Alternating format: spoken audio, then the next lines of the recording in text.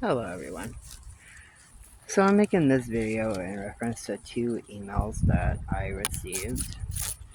The first one was asking basically like how to come out of the broom closet as a dark witch after they struggled to come out of the broom closet as a light witch. And the couple of people that they talked to about it basically made them feel like shit, saying that they were evil and this and that, and they lost friendships over it. And the second email that I got was from somebody that's out of the broom closet, but they were wanting to know the difference between light work and dark work, if both of them work towards healing or protection or, different things like that. So, for the first email, I will say that whenever you come out of the broom closet for the first time, no matter what your path is, it's hard. Even if you come out as a light witch, and I'm saying coming out because if you were born into it and it's just what you've known for your whole life, your grandma or whatever being a kitchen witch and just growing up with the different herbs and stones and natural healings and stuff like that, then you don't really come out. You just kind of keep going with what you know, and it's expected of you through your family. But for those that are like raised Christian or different religions, and then they come out as a witch, be it a light witch, some family members and friends and people in your community will automatically assume that you're evil and that you're doing the devil's work. And that's not the case. A light witch has dark in them. A dark witch has light in them. When I speak of working with the dark arts, I'm not speaking on evil. A serial killer that killed 30 women, or men, or kids, or whatever, those people are evil. When you have a dark witch, even if they summon the darker entities or the darker ancestors through their line or the darker elementals, it's not evil. It's just a different form of the energy. When you come out, people automatically assume that you're doing the devil's work. And Wicca, for an example, does not work with the devil or the entity that Christians have named as the devil. You work with the energies of love. You have your harm none oath and a variety of different things. And it's purely all for the good. Now, the darker witches don't have the harm none rule. We will heal you and fuck you up and heal you again just to fuck you back up. Like, plain and simple. But we don't just pick somebody and say, I'm gonna fuck you up. There is always a good reason behind it.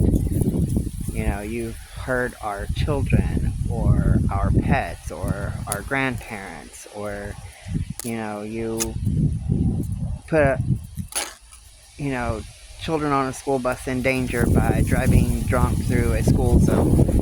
Like, we will mess you up, and we won't think twice about it, and we won't have any regrets, and we would totally do it again and again and again and again until you learn the lesson. But that doesn't mean that we're working evil magic. It takes both light and dark to make this world go around. You got a decent person that is good all the way around. They don't become evil or dark just because they're sitting in a room and you flip out the light. And the same goes with a dark person. You can't turn them good just by putting them in a room full of light. But in magic, there is a perfect balance, and it doesn't matter which tradition or path you follow.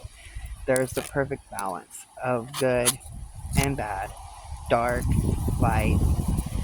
You know, there's love, there's hate. Everything is balanced. And if there is not any dark practitioners, then the light practitioners would be so off balance that nothing that they did would work, and vice versa. Now, as far as coming out as a dark witch after you came out as a light witch, you're not really, in the sense, coming out again. You have just developed. You have grown into your abilities. You have faced your reality, and you know who you are. And those energies have came to you to call upon you to work for them. You are seriously just the one guiding those energies along. And those energies exist no matter whether you're there to guide them or not. So when you come out as a dark witch and people are like, well, you're already a witch. There's so many different paths and traditions. And you can't just keep coming out as this one and that one and this one and that one. To keep it simple, you could literally just tell everybody that you're an eclectic witch. And that basically just sums it up, that you pull a little bit from this path and that path, and that you can work with the light and you can work with the dark. And that you just do what you feel is best and what works for you. Now, when it comes to coming out as a Satanist, everybody that is not on that path is going to assume the worst. They will assume that you are sacrificing babies and drinking the blood of the elderly and digging up graves and, summoning demons that you cannot control, and that their house is going to be haunted if they invite you over for a dinner. Like, there's literally so many stupid things that people think, and they don't understand the religion. They don't really understand what we are. And it does not matter how much good you have done in your life, either before you as a Satanist or during your time of being a Satanist, that people are automatically going to assume the worst. Take this for an example here. I had roughly about 600 subscribers. I was moving up and working towards getting monetized, and I was over the halfway mark. And then a few things was said in different chat rooms, and I was defending a Satanist, and all of a sudden I dropped down like literally like 300 people. And then I started getting different people that would come in that approved, I guess you could say, of what I was doing with the channel, and not even thinking too much about religion and stuff. Because I will defend a Christian just like I will a Satanist. Me being a Satanist doesn't mean that I'm against every other religion or that I sacrifice children for that matter. But people come and go in your life, and once you come out as a Satanist, you risk losing everything. But the freedom that you get from just being you and being faithful to the underworld, I guess you could say, is so worth it. Like, it really is. It's a weight off of your shoulders. You don't have to be who people want you to be. You can just be true to yourself. You have so much free will. And by free will, the other side assumes that you're going to be doing evil things when in reality you may be helping homeless people get off the street, or helping people leave a domestic situation, or helping children stand up against bullies, or helping a victim of drunk driving, get justice for whatever they're needing it for. All those things that you do in your life is just based on who you are, and not so much based on your religion. But people won't see it that way. People will think that you secretly have to be doing evil things because you say that you are a Satanist. And that is so wrong with the world. Like, nobody gives anybody the benefit of the doubt to be a natural born good person if they say they do rituals for the other side. So basically, all this rambling and stuff is simply to say that you just need to be you. You need to work with the energies, the guides, the ancestors, demons, angels, whatever it is that you work with, simply because that is what works for you. You don't have to have a label. I know a lot of hardcore witches that live in towns where they they can have their crystals up on the mantle, and they can have tarot cards on their kitchen table and stuff like that, and people come over and stuff. But whenever they get questioned about it, especially like around this time of the year, they just say, oh, this is just Halloween decor, or I was just looking at it because the Bible says this and this and this about it, and they kind of counter that so that they're not condemned to hell for believing what they believe. But I'm not like that.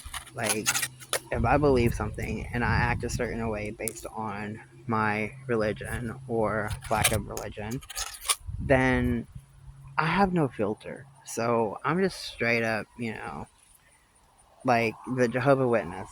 There's some really nice people, like really nice people, and they're dedicated to their calling, and I respect that. So I have a friend from the other town that I was living in, and he would come over and he would bring me the watchtower and stuff like that, and I would discuss things with him. But he would also listen to me, and he would listen to my counters to everything in the Bible.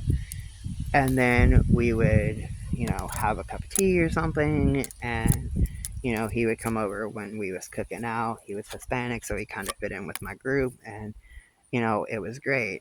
Well, when my son was born, he was working security at the hospital, and he come up to the room, and he had a couple of the little ladies with him, and he started making a joke saying that she shouldn't get too too in love with the child because, we only kept the girls because of having 5 girls before the boy.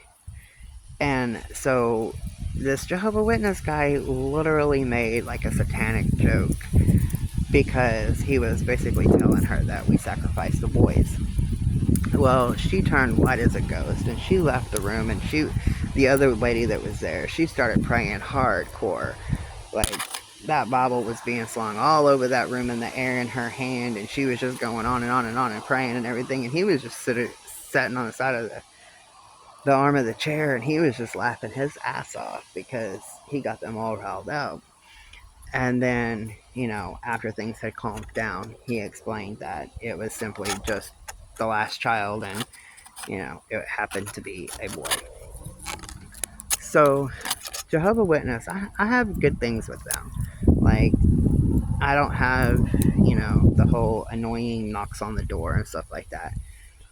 But when it comes to listening to them about their religion, I allow them to talk. I allow them to express their thoughts and their beliefs. And then I ask them if they want to know mine. If they do, then I speak. And if they don't, then I wish them well and send them on their way. But I have Catholic friends. I have Baptist friends. I have friends that's in Voodoo. I have friends that's in Buddhism. I have friends that's in Taoism, Zoroastrianism. I have friends that are Satanists. I have friends that are atheists. And we all get along perfectly fine because we all know that what we have going on in our own religious lives has nothing to do with the other person. Like, they are free to believe what they want to believe because in my world, everybody has free will. And it takes a lot for people to understand things like that. People start thinking that you can't be friends with another religion, or that if you have a Christian friend and you're a Satanist, that, you can't be yourself around them. You can't expect your Christian friend to come to a satanic ritual. And they shouldn't be able to expect you to come to a church either, if that's not what you're willing to do. Because if they want you to go to their church, then invite them to set in on a ritual. Because of the simple fact, it might be their way of trying to open the door into knowing you on a larger scale. And if they are a true friend and they're not going to condemn you and stuff, then, you know, there's no reason why they shouldn't be able to set in for different kinds of rituals and stuff that you do through your religion, if you are willing to do the same for them and theirs. But coming out as a Satanist was something that I never really did. I'm just me, and I've always just been me, and I'm the type of person that if I had to come out for everything in my life, I would be coming out daily about something. Like, seriously, I'd be coming out so much, like, it would become annoying. For the most part, if you don't tell people what your religion is and you kindly, dismiss the invites to church or church gatherings and functions, or you explain the pentacle or the pentagram or the Baphomet sigils or anything like that that you wear around your neck or you have hanging on the wall, people is going to think what they want to think. But if they're your real friends and they do truly care about you, they may question it, but only for education. They will not continue to try to convert you to their religion, just as you shouldn't try to convert them to yours. It's mutual.